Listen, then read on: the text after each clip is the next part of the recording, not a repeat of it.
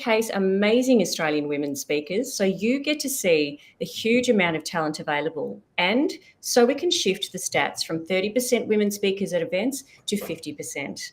Sonia Bestulic is my guest today, and she is a globally recognised thought leader and speaker, award-winning children's and adult author, holistic speech pathologist, and intuitive life coach. In her 20s, Sonia founded and led a Sydney-based speech pathology company for over 18 years, during which time she had her 3 children in just 2.5 years, all while writing, speaking, and hosting her podcast, Chatabout Children. With decades of experience supporting thousands of children and families and coaching countless professionals, Sonia is renowned for integrating human sciences with spiritual and energetic wisdom, empowering individuals of all ages to flourish with intuition, authenticity, and sacred sovereignty.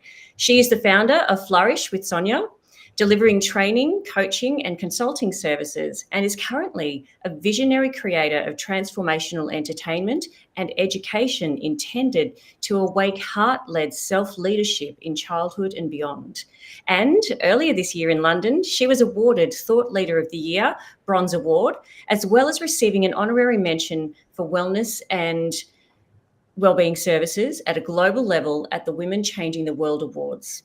Sonia's latest book, 5 Golden Keys to Raising Empowered Humans, offers a groundbreaking fusion of science, spirituality, and practical tools, inviting readers to parent their own evolution and, in doing so, empower the children in their lives to flourish.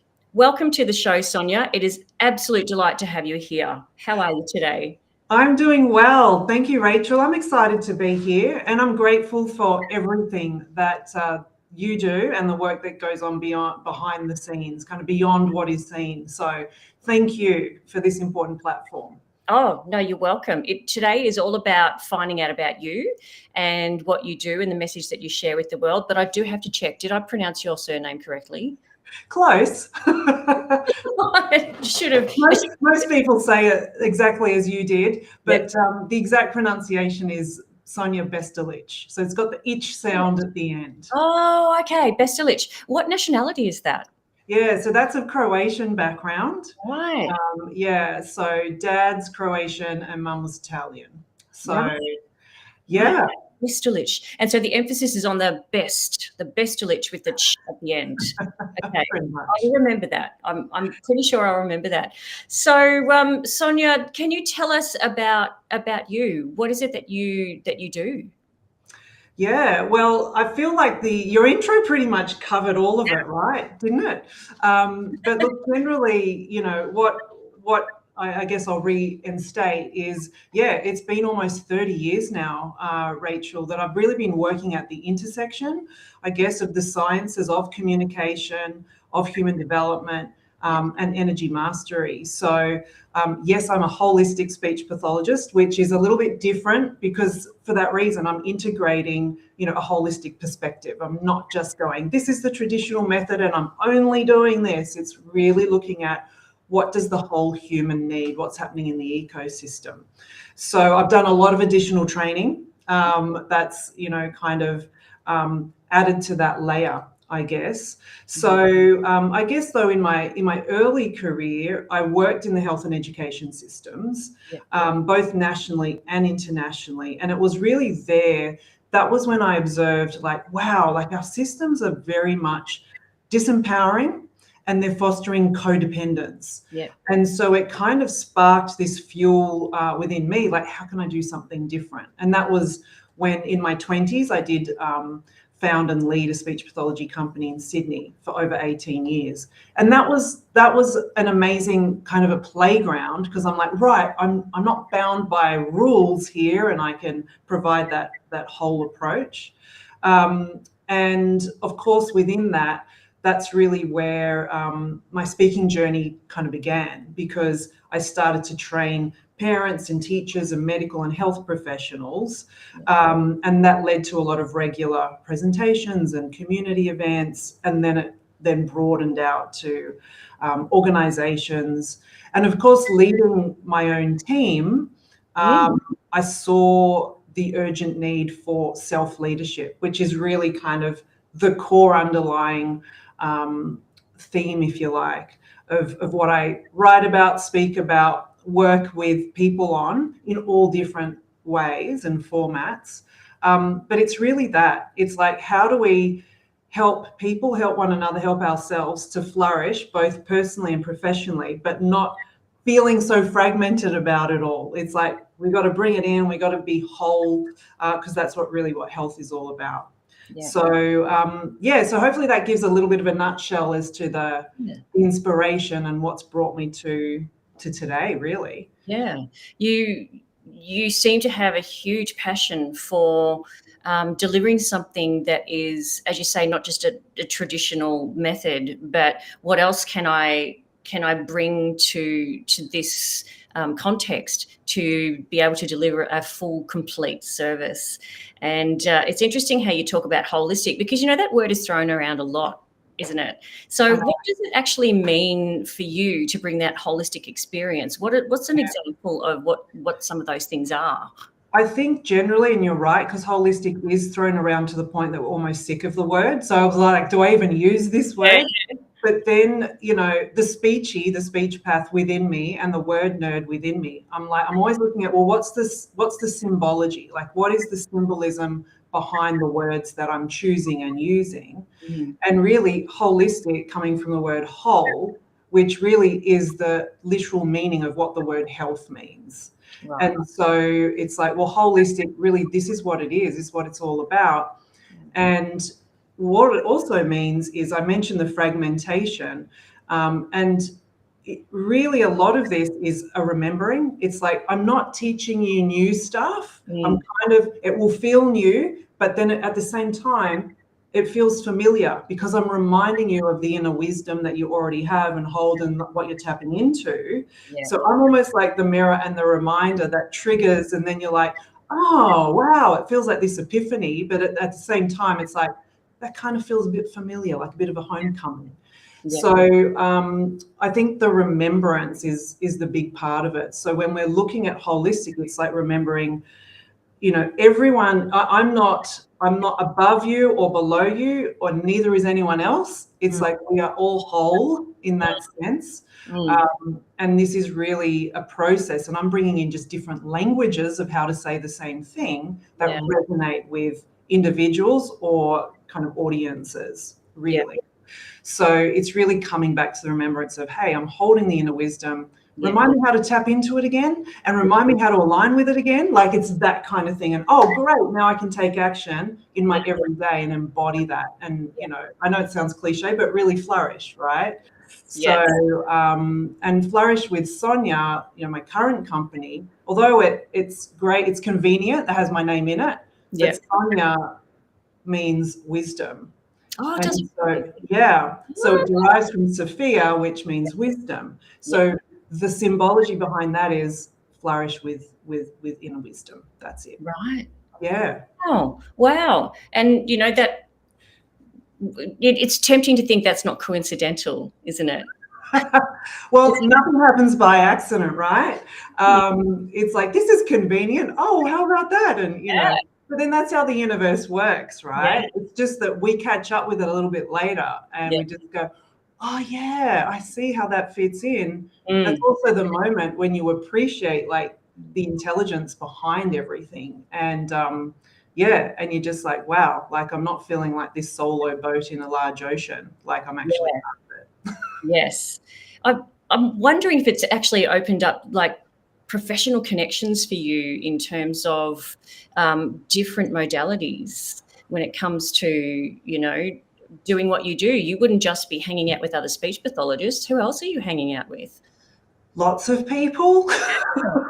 But yeah, look, you're spot on, Rachel, because you know, I've done a lot of training, whether it's through energy medicine, training through energy healing, you know, up to Reiki master level, all sorts of, you know, various just reading about spirituality, about healers throughout time, about ancient wisdom. So it's a combination of, I tend to have a lot of close friends who are just very entrepreneurial, free-spirited people, right? Because they they think outside the square. Yeah. They're very creative. Like, we're all creative at the end of the day, but I find that my entrepreneurial friends and colleagues, it's kind of just how we roll. It's like we get excited. Okay, here's a challenge, right? How do we want to approach this? What angle do we do? Like, and we can play with stuff. But at the same time, even within the allied health world, it's pretty cool when there are, and it's coming out more and more. Like, for a while, Rachel, I was like, where are my peeps? Like, I just don't feel like I belong anywhere too much. Do you know what I mean? Because I'm like, I'm in the the speech path community, and now I've got a children's book, so I'm in the children's author community. Oh, now I've got an adult book. Now I'm hanging out with adult authors, and then I'm podcasting. So I felt that fragmentation I talk about. Yeah, that's literally what I was feeling, because I'm like, I don't know how to keep up with all of these fragments, right? Yeah. So then connecting with more and more just people of all different industries. Yeah. Really, who have just that entrepreneurial mindset, the real creative thinkers. That's where I just feel super at home. Oh, great. In a nutshell. Great. So, yeah. Wow. So they were able to help you understand how to tap into that inner wisdom that you have, the way that you help other people to smooth out that fragmentation, and to just go, hang on, this is me, this is okay. Yeah, and it's a lot of inner work, and I think with self-leadership, you can't delegate that. No. You can be really good at delegating, but you can't delegate this stuff. Yeah. And I think, when you realize that, that's when it can feel really overwhelming, right? Yeah. And then it has that impact on every aspect of your life. Yeah. So that's where I've loved, kind of bringing in and the training in intuitive life coaching and intuitive business coaching. Yeah. Because you can't fragment stuff. So someone might get in touch and say, oh, I want to work on this or relationships. And then by session 2, that's not what we're working on, because that's not the crux of the issue, right? Yeah. But we've all got to start somewhere. Yeah. So, it's really just doing the work, embracing it, all of it. And when you're surrounding yourself by people who are also like proactively loving their own evolution and just, being part of it, then it just helps fuel everything. It helps you move through the ebbs and the flows and the waves. And it's such a different motivation, isn't it? When we can accept ourselves, and I like how you say, you accept your own evolution, and I call it falling in love with yourself, and just, this is who I am, and this is who I bring to the table, and I have the audacity to bring myself out into the world, and it takes a lot of courage, but also, yes, you're right, inner work. Because, if we deep down don't believe it, then that's going to come out. And it does. And come through. Every time. So, yes. And it's not a bad thing. It's just a necessary thing. It's just one of those things that, when you get to the point where you're like, oh, I realize I was trying to avoid that or resist that or suppress that. Like, that is a big moment, because that's your pivotal moment where you're like, amazing, I can see it, and now we can shift things, changes the flavor of life, I think. Yeah, absolutely.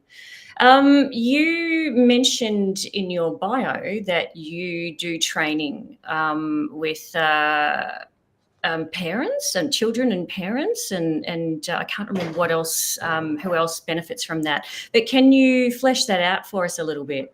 Yeah, and it's pretty varied. So with children and parents, it's still predominantly in that kind of holistic speech path model. So there is still obviously, a lot of the traditional training that comes with that in terms of child development, etc. But speech pathology, and what a lot of people don't always realize, is it's actually a really wide-ranging role. So when people actually dive in and go, what do you actually do? Because first they think, is it just a stutter? Like, is it just, like those, kind of generalizations we have? But it's a huge amount. It's just a huge amount. So yes, it's It's the children who are born with difficulties and various disabilities. It's the neurodivergent population, learning difficulties. It's then your professional voice users. It can be your post-stroke clients. It can be your stutterers. Like, there's a whole range. But a big area is also social skills and pragmatics and social emotional skills. And so it's just, and that's why I think I got into it, because I do love being stimulated in wanting to learn more and understand more, and then go, the bigger my toolbox is, yes, it helps me, but it helps others along the way. So a lot of my work with kids is still very much under that umbrella of holistic speech pathology. The difference is obviously with all the life coaching, particularly with my teen clients or those young adults, we are really getting into life skills. We're really getting into, okay, we can pop, you're not in a classroom so much anymore. And what's really important is, how are we transitioning you into the real world? Yes. What skills do you need there?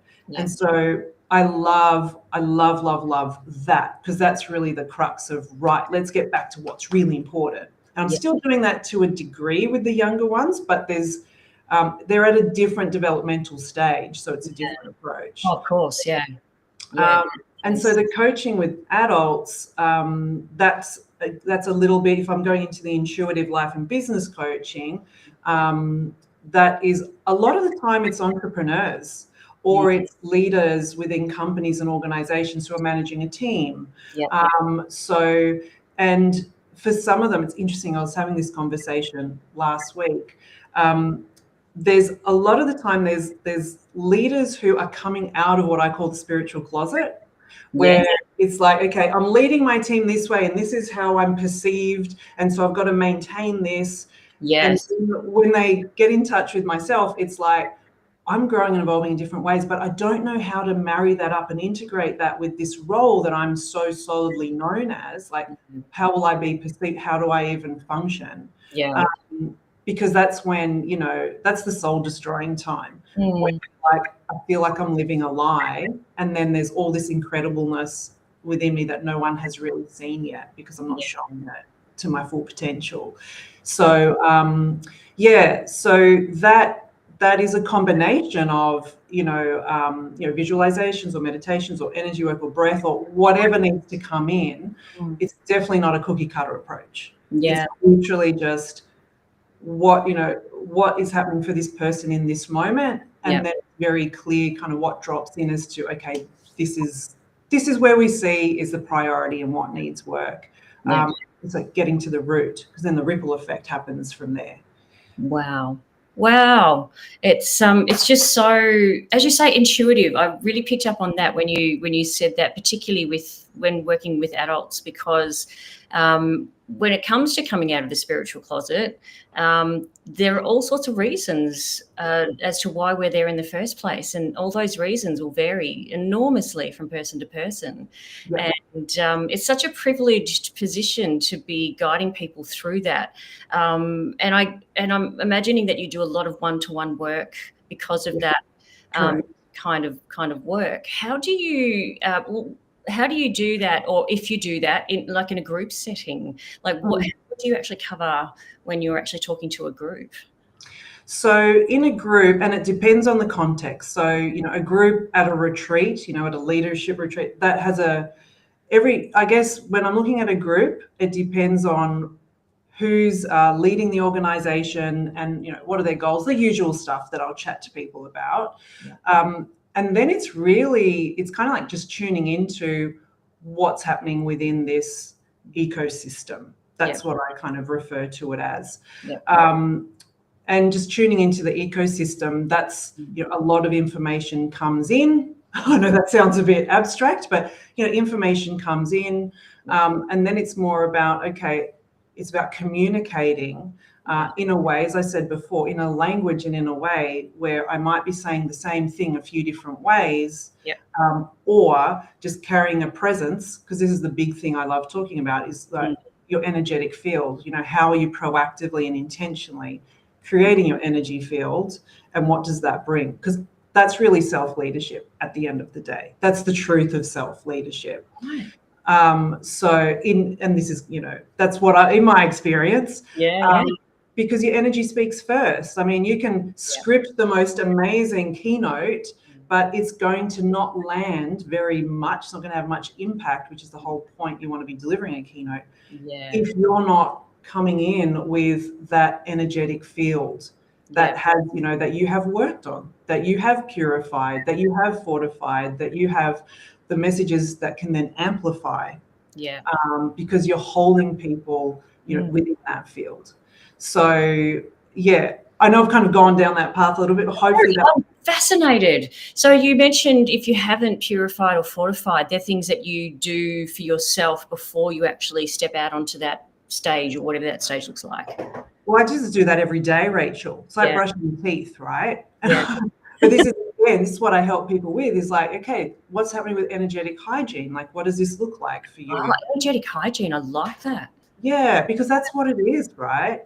And it could be, to make it like in simple terms, like if you've had a crap day at work and you're driving home to the family, how do you want to present yourself once you walk through the door? So first up, how are you managing your energy when you wake up in the morning, so you can be, kind of present with where you're at and in the moment? This doesn't mean bypassing and being all happy and joyful all the time. This is just about, how am I honoring stillness so I can be in tune with myself at heart and soul level?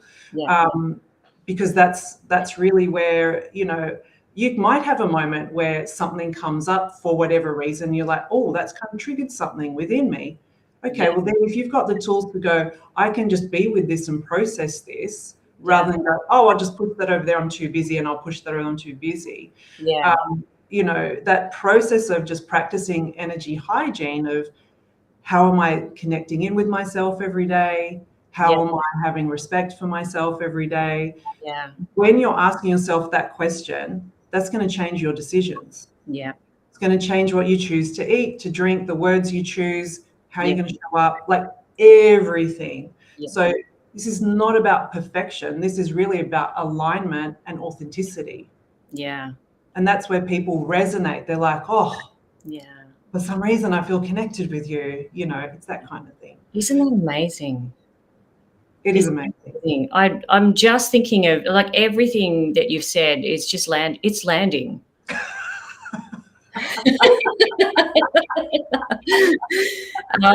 And I'm thinking, in the context of our audience today, what difference would it make for, say, for example, you're a relatively new speaker and you're aware that you've got to get up on that stage and you have to deliver your new keynote.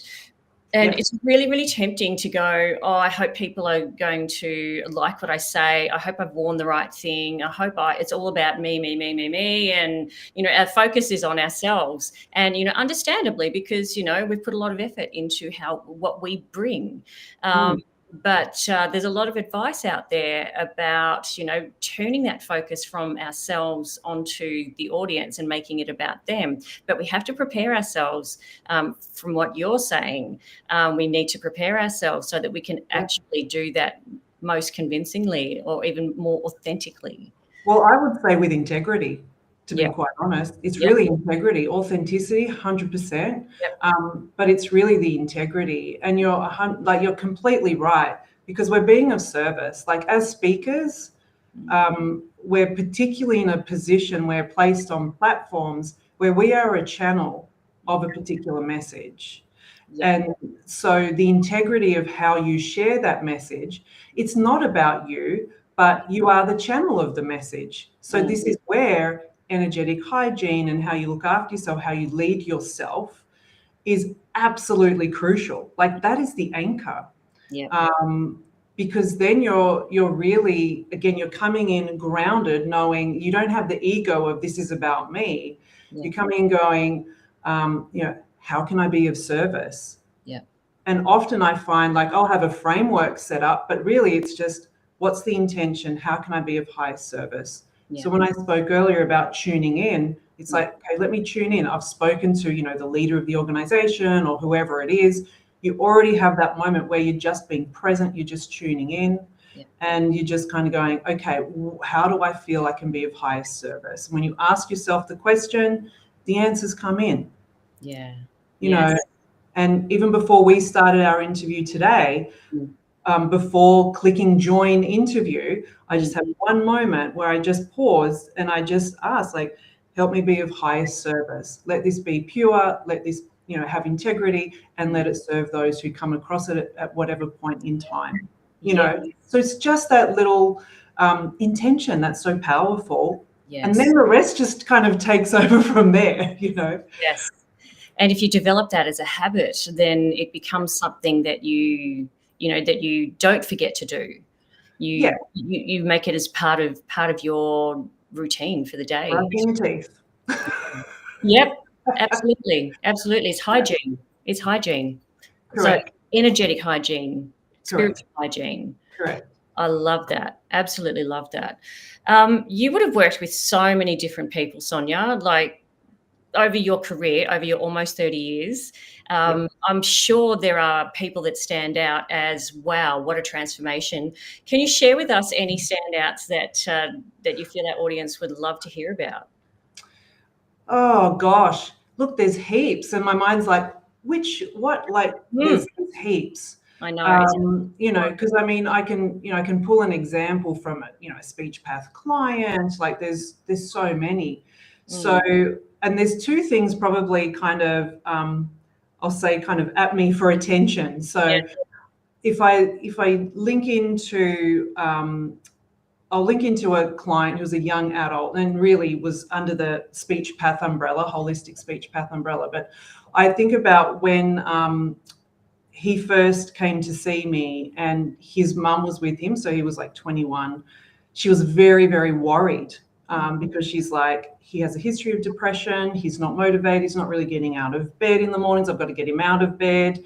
He didn't have a job, and he had a real history of communication difficulties, social language difficulties. So he had a lot of difficulties that really made it hard for him to function in everyday life. And so when I first met him, you know, there was that kind of that affect of like, life's hard, and you see it in the body. It's like, okay, what are we doing here? You know, life's hard. And so that was kind of the starting point. And I think, you know, from there, where I usually start is being present with wherever that person is on their journey. Where are you up to right now? What does the world feel like and look like for you? Because the first thing for anyone is, and for all of us, we want to feel seen, heard, and understood. And so it's very important that the way that we listen, is felt by the person. So that was really where I started, and I start with everybody. Let me understand your world. And really from there, just him even starting to feel he had permission to share, not just his feelings, but why he felt like he didn't belong in the world and he didn't understand his place. And, you know, yes, he had communication difficulties, but we were able to just go, I'm here to support you. And as we said before, there are no accidents in this world. So let's just do this one step at a time. Let me help you. And so I guess from there, from that place, and after a number of sessions, if I tell you where he's at today, because I literally, you know, had recent contact with this client, he's now moved out of home, which is quite a big deal. He's now moved out of home. He is living with a couple of friends. He has a part-time job. He has been doing volunteer work as well. So we talk a lot about contribution, because that's really important for all of us to feel that we are contributing.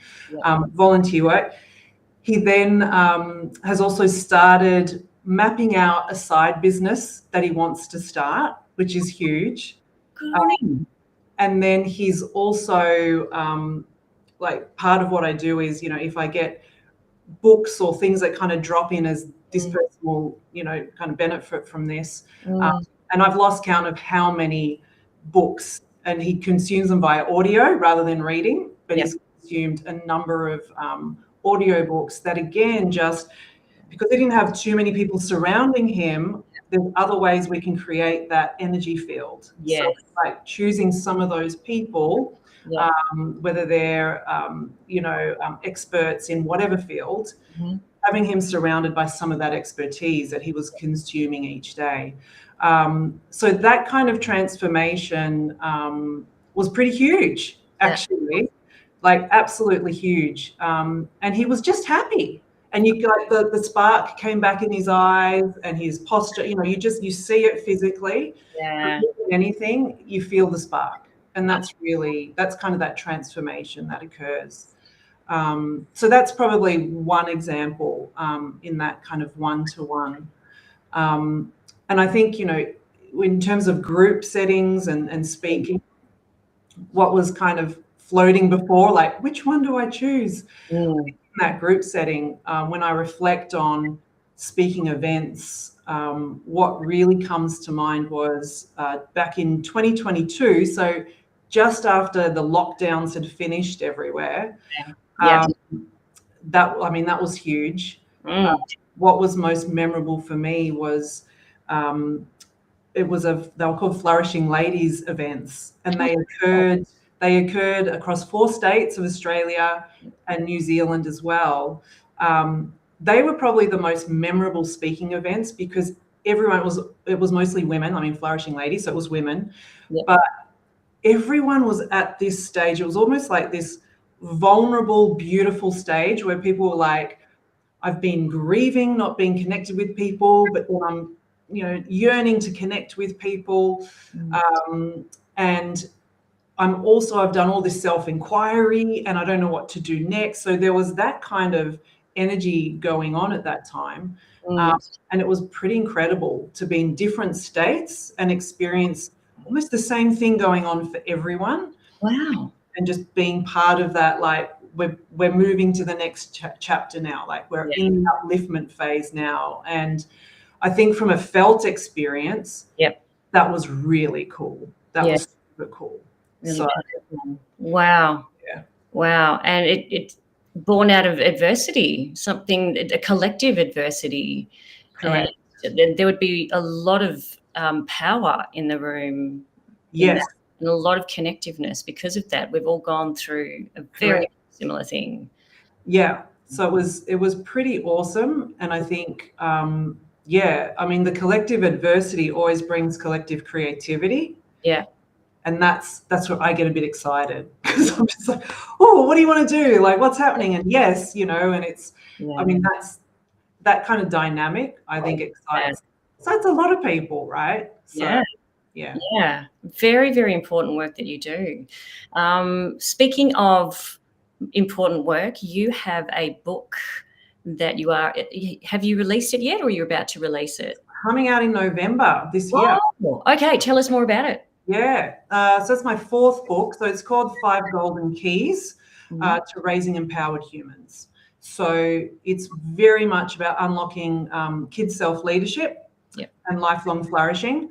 But of course, it's also about parenting your own evolution, as I keep saying, because that's what it's all about. It's not like I'm the parent and I'm going to help you unlock. It's like we're all in this together. And sorry to use that phrase. So I just start talking about COVID, but but we're all in that together, right? So so the 5 Golden Keys, again, it integrates everything that we've been talking about. So it's really looking at how do you practice energy hygiene? How do you come back to the remembrance of the power and the intelligence of what it means to be human? And then it kind of shares a lot of the practical side, like how do we do this in the day to day? So it really draws on like everything, money, just fulfillment, alignment with mind, body, soul. Like it's just a bit of everything, which is really cool, but it's weaved together in a way that is easy to understand and just super powerful. Oh, that's great. Great. So November, and are you doing a book launch? Yeah, so at the moment, the plan is that I'll be in New York launching there. So, and it's interesting you ask that, because I asked myself that question, like, Sonia, you're planning all this international, you got the international stuff kind of unfolding. And then I actually haven't planned anything formally yet for Australia. So one step at a time, Rachel. One step at a time. Done all at once. Yes. And you can stop and just go and ask yourself, when feels like the right time, and and follow that intuition. Yeah. Correct. I think that would create so much more calm in our life, to be able to stop and say that. So now, if people wanted to get in contact with you, to book you in any way for your services, to come and speak, I believe you've got a new keynote that you're preparing at the moment. Yes, I certainly do. Yeah. My website is the easiest place, Rachel. Website is the easiest, soniabestulich.com. And if anyone's connecting through LinkedIn, I love LinkedIn as a platform. So if anyone wants to connect through there and kind of pop an inquiry through, that's great. It's always good. Like if you've watched this and go, oh, I'm going to connect through LinkedIn, tell me you've watched this, because that helps me filter through. If you're on LinkedIn, it's like the people who aren't necessarily authentically inquiring and the people who are. So I do like to have context as to how have you come to find me. No, understandable. Have we left any stone unturned? Is there anything that you would like to share with the audience? Maybe a tip or two? A tip or two? Look, I would say from what we've spoken about today, the reminder would be, remember that your frequency matters. And so the tip would be, if you don't already have a practice each day where you're just coming into stillness, doesn't mean you have to sit there and meditate for, but come into stillness. So look at how you start the day. And even if you start the day with 60 seconds of stillness for yourself and silence, that is so powerful. And for many people, that feels really uncomfortable. And if you're one of those people, then know that it's the exact right practice for you. So that would be the one, like one of the core tips. And then the second one is probably, again, how do you end the day? If we kind of do top and tail of the day, how are you ending the day so that you can really, again, even 60 seconds of reflection and have appreciation for yourself and what's occurred in the day. And because gratitude is a super high frequency, circuit breaker for anything, even when we're in the depths of challenges, really finding the gratitude is what cracks open the light. So that would be my second tip. And people practice gratitude in all different ways. So I'd say I like to not be prescriptive. Even in my upcoming book, I'm like, I'm not being super prescriptive, but I am sharing a platter, and then you're going to intuitively just resonate with what you need right now. Yes. And correct me if I'm wrong, we don't necessarily have to feel better. We just keep the practice going, and over time that starts to turn things around. Correct. Yeah, exactly. It's really just standing in reverence for yourself and your experiences. Yeah. Oh, so powerful. Thank you so much for sharing your wisdom today, Sonia. It has been an absolute delight to chat. And from for any of our audience who don't know, I'm a voice coach, and I specialize in voice function, which means I'm also a word nerd. And I've really enjoyed, from one speech person to another, I guess. I also work with singers, but I absolutely am in awe of the work that you do. So thank you so much for being on today's show. Oh, thank you. Thank you for having me. I've loved this chat. Thanks, Rachel. Oh, you're very, very welcome. So I hope everyone, you have enjoyed this interview. I'm sure you have, as much as I have. Now, this show goes live every Thursday at 11 a.m. on YouTube and will be uploaded straight to LinkedIn and Facebook today.